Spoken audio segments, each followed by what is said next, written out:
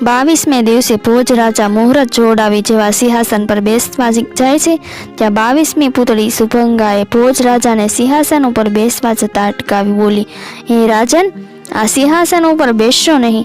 આ તો પરદોગ ભંજન વિક્રમ રાજાનું છે. તેના જેવા ઉદાર અને પરાક્રમી રાજા જ તેના ઉપર બેસી શકે. આમ કહી તેણે વિક્રમ રાજાના પરોપકાર અને પરાક્રમની નવી વાર્તા કહી. એક દિવસ વિક્રમ રાજા પોતાના દરબારમાં બેઠા હતા ત્યાં એક વૃદ્ધ રાજગોર આવ્યા ને કહ્યું, મહારાજ, મારે કાશીએ જવું છે. ઘણી ખુશીથી કહી વિક્રમે તેને ખર્ચ માટે ઘણી સોના મહોરો આપી. રાજગોરે રાજાનો આભાર માની જતા જતા કહ્યું, મહારાજ, આપ તો દાતા અને ધર્મને જાણનારા છો, તો પણ ગાય, બ્રાહ્મણ, પીપળો અને તુલસીને કદી ભૂલશો નહીં. તેમનું મહત્વ મહિમા વધારજો. રાજાએ આજ્ઞા માથે ચડાવી. ગોર મહારાજ તો જાત્રાએ નીકળી પડ્યા. રાજાએ તરત જ આખા રાજ્યમાં 5000 પીપળા વવરાવ્યા. ઘેર ઘેર તુલસી વન ઊભા કર્યા. ઠેર ઠેર ગૌશાળાઓ બાંધી, ગૌચરો કાઢ્યા અને ગાયોની અનેક પ્રકારે સેવા કરવા માંડી.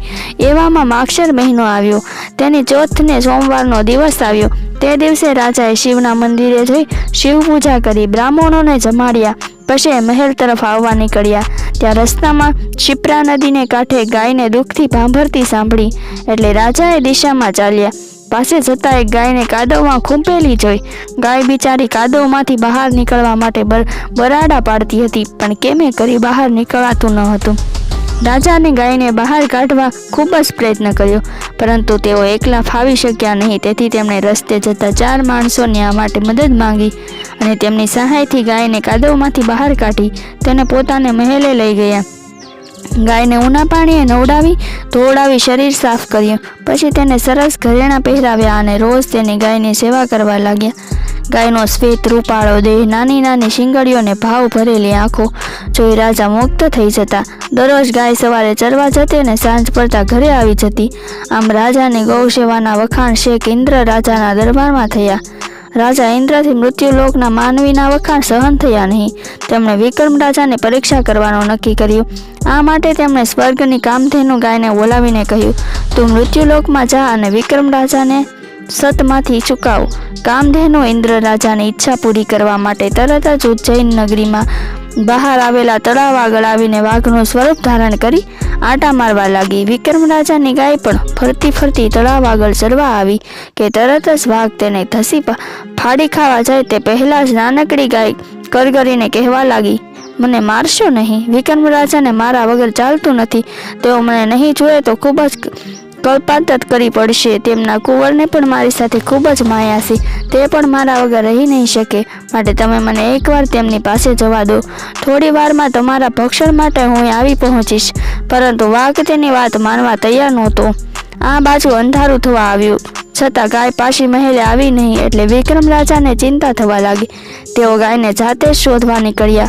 તેઓ શોધતા શોધતા તળાવ પાસે આવી પહોંચ્યા. પોતાની ગાય પાસે વાઘને જોતા જ ગુસ્સે થઈ ગયા. તેમણે કહ્યું, હે વાઘ, તું મોટો વનનો રાજા થઈ આ બિચારી ગાયને મારી નાખવા તૈયાર છો? હિંમત હોય તો મારી સામે આવ. વાઘે કહ્યું, કોણ? પરંતુ દુઃખ ભંજન વિક્રમ રાજા, તમે મારો કોળિયો ઝૂંટવીને મને દુઃખી નહીં કરો એવી મને ખાતરી છે. હું અને મારું કુટુંબ 8 દિવસથી ભૂખ્યું છીએ. આજે માંડ આ ગાય મળી છે. વાઘના શબ્દો સાંભળી રાજા વિચારમાં પડી ગયા. શું કરવું તે સમજાતું ન હતું. થોડી વાર વિચાર કરી રાજા બોલ્યા, હે વાઘ, ખરેખર જો તને બહુ ભૂખ લાગી હોય તો મને મારીને ખાઈ જા. વાઘ બોલ્યો, તારા એકલાના માંસથી અમારા 3 જણાનું પેટ શી રીતે ભરાય? મહેરબાની કરી મને આ ગાયને શિકાર કરવા દો. રાજા બોલ્યા, જો તને બહુ જ ભૂખ લાગી હોય તો હું મારી રાણી અને કુંવરને પણ અહીં થોડી વારમાં જ લઈ આવું છું. અમને 3ને ખાવાથી તો તારું પેટ ભરાઈ જશે ને? વાઘ કહે તે પહેલાં જ વિક્રમ રાજા પોતાના મહેલ તરફ ચાલી નીકળ્યા અને થોડી વારમાં પોતાની રાણી અને કુંવર સાથે વાઘ પાસે આવી પહોંચ્યા ને બોલ્યા, હે વાઘ, હવે તું તે ગાયને છોડી દે અને ખુશીથી વારાફરતી અમારા 3નો શિકાર કરી તારું પેટ ભર. વાઘે મનુષ્યનો શિકાર કરવાની ના પાડી એટલે વિક્રમ રાજાએ વાઘને વચન આપ્યું હોવાથી તલવાર વડે પોતાને હાથે જ પોતાનું મસ્તક કાપવા ગયા. ત્યાં તો કોઈ અદ્રશ્ય રીતે રાજાનો હાથ પકડી લીધો. રાજાએ જોયું તો તેની સામે વાઘની જગ્યાએ ગાય ઊભી હતી. તેણે રાજાને કહ્યું, હે રાજન, હું ઇન્દ્ર રાજાની કામધેનુ ગાય છું. હું તમારી ઉદારતાની પરીક્ષા કરવા માટે વાઘના સ્વરૂપે આવી હતી. તમારી ભાવનાથી હું ખૂબ જ ખુશ થઈ છું. તમારી ઈચ્છા હોય તે માંગો. વિક્રમ રાજાએ કહ્યું, તમારી કૃપાથી મારી પાસે બધું છે, મારે કશું જોઈતું નથી. છતાંય કામધેનુ ગાય તેમને કહ્યું, હે રાજન, તમારી પાસે રહેલ ગાય પણ અમારા કામધેનુ વંશની જ છે. આ ગાય ચમત્કારિક છે. તેના દૂધમાંથી બનાવેલ ઘીને જો રક્તપિતિયાને ખવડાવવામાં આવે તો તેનો ગમે તેટલો જૂનો રોગ મટી જશે.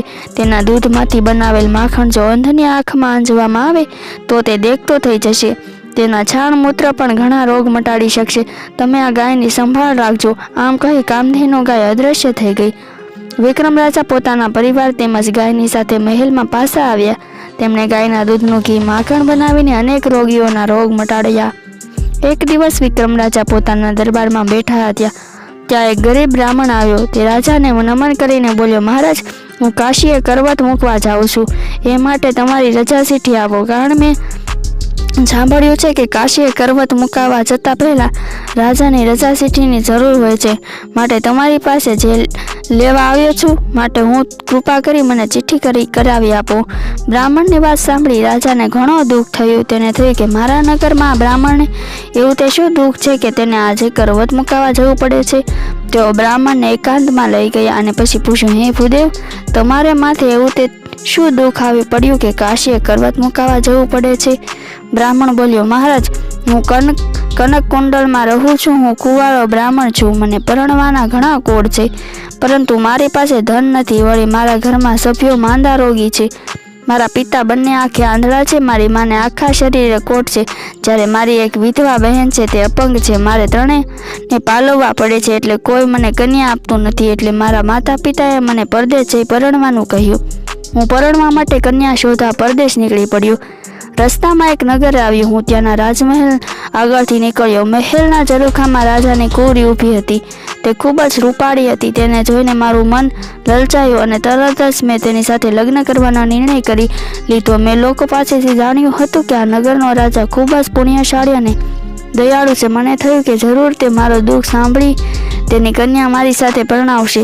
એ આશાએ હું રાજમહેલમાં ગયો અને રાજાને મારી દુઃખ કહાની કહી સંભળાવી. રાજાએ મારી ઉપર દયા ખાઈને 100 સોના મહોરો આપી, પરંતુ મેં તેને લેવાની ના પાડી. ત્યારે રાજાએ કહ્યું, હે ભૂદેવ, તમારે શું જોઈએ છે? જે જોઈએ તે માંગી લો. હું તો તરત જ બોલી ઉઠ્યો, હે રાજન, જો તમે મને કંઈક આપવા જ માંગતા હો તો તમારી કુંવરીનો હાથ મારા હાથમાં સોંપો. હું તમારી કુંવરી સાથે લગ્ન કરવા ઈચ્છું છું. આ સાંભળી આખી સભા ખળભળી ઉઠી, પરંતુ રાજાએ શાંતિથી કહ્યું, ભલે, હું મારી કુંવરી તમારી સાથે પરણાવવા તૈયાર છું, પરંતુ આ માટે તમારે કુંવરીની પ્રતિજ્ઞા પૂરી કરવી પડશે. તેણે એની પ્રતિજ્ઞા લીધી છે કે તેની પસંદગીની 3 ચીજો જે લાવી આપે તેની સાથે હું પરણીશ.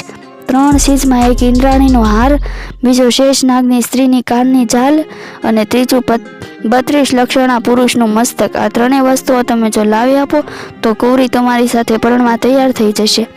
હું રાજાને 1 વર્ષનો સમય આપી ત્યાંથી ચાલી નીકળ્યો, પરંતુ આ 3 ચીજો મારાથી લાવી શકાય તેમ નથી. એટલે જ હું કંટાળીને હવે કાશીએ કરવત મુકાવા જાઉં છું અને તે માટે તમારી રજા ચીઠી લેવા આવ્યો છું.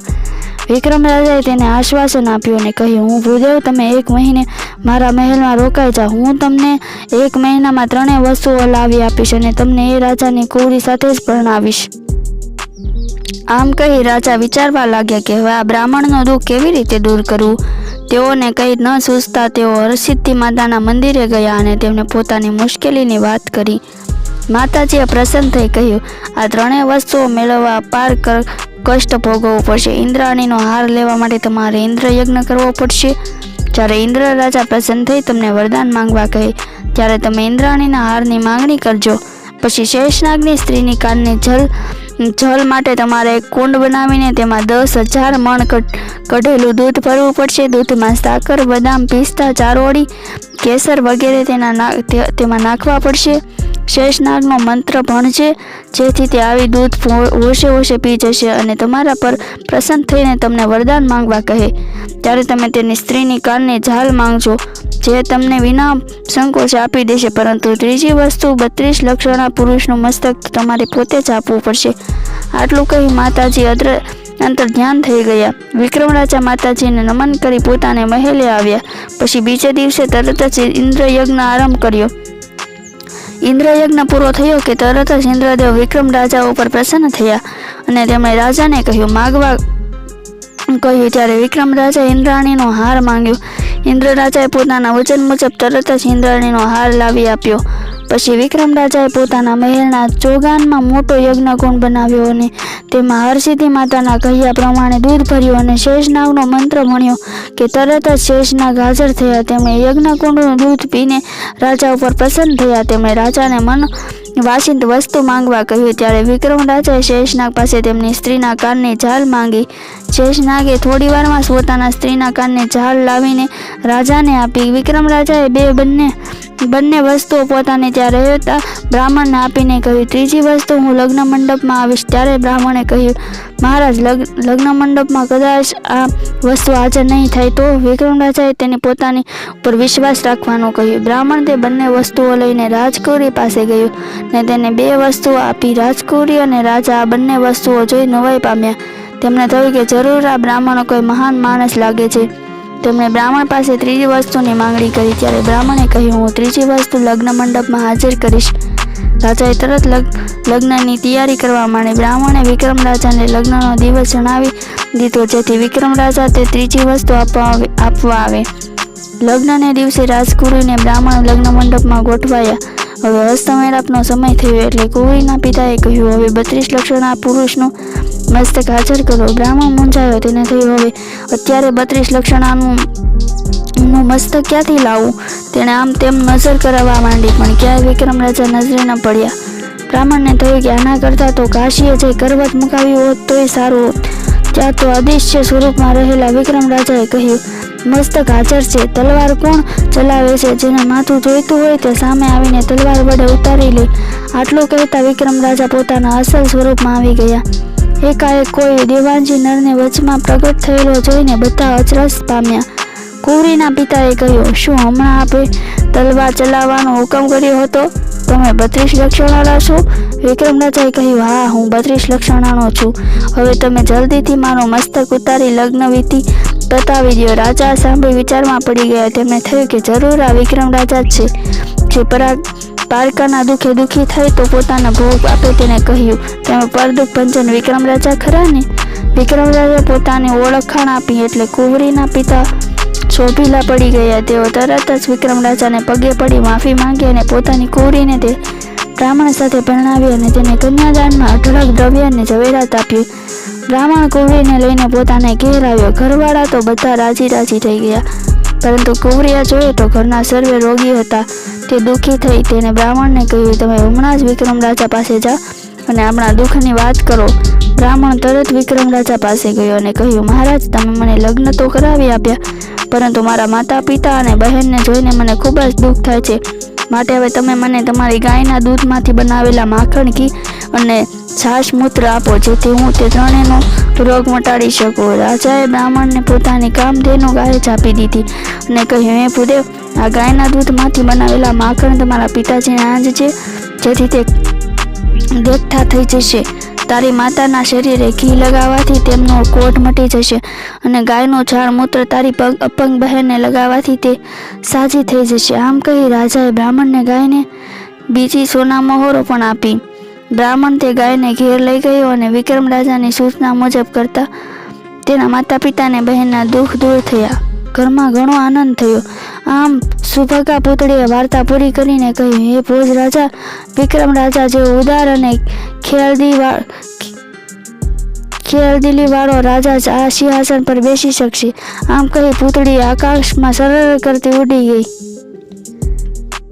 આવી જ વાર્તાઓ સાંભળવા માટે મારી ચેનલને લાઈક કરો, શેર કરો અને સબસ્ક્રાઈબ કરો. બાજુમાં આપેલું બેલ આઇકનનું બટન છે એને પ્રેસ કરો જેથી તમને આવનાર દરેક વિડીયોની નોટિફિકેશન સૌથી પહેલાં મળી શકે. Thanks for watching this video.